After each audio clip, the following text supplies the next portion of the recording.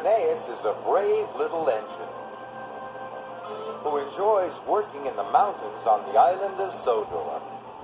Even though he is little, Rheneas loves feeling like a really useful engine.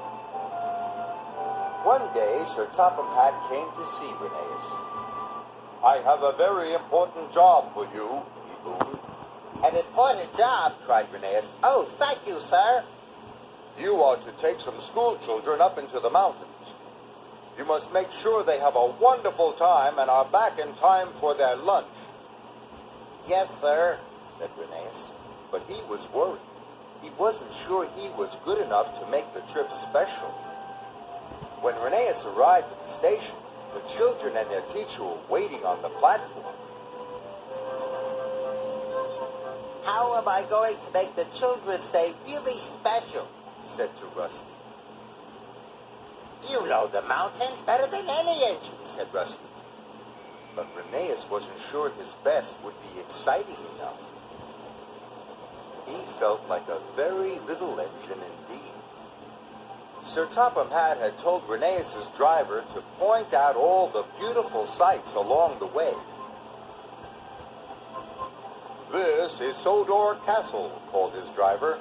"It is very special and important." Rheneas saw the castle every day. He didn't think it was special or important.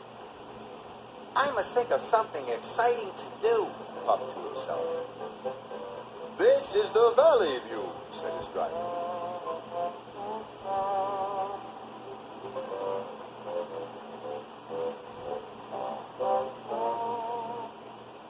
"And here's the viaduct." Rheneas was still unhappy. The trip didn't seem wonderful to him at all. Must be special, he puffed. Meanwhile, Rusty was working on the rocky ridge line. Heavy rains had washed the ground from under the tracks. "These lines are too bumpy and uneven," said the foreman. "The tracks must be closed for repairs." Must be special, must be special. Rheneas was still trying to think of something that would make the children's trip special. He didn't know the linesman had forgotten to switch the points.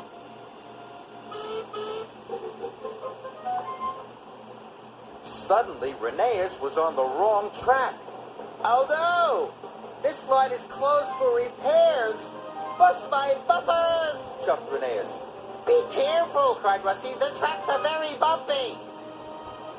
Rheneas whooshed down the mountain like a roller coaster. The children cheered.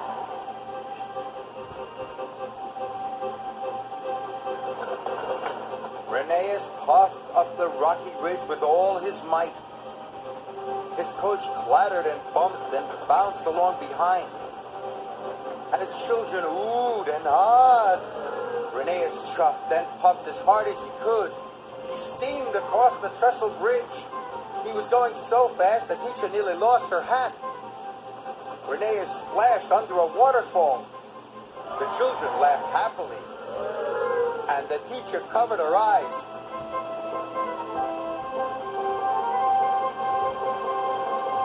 At last, they could see the station.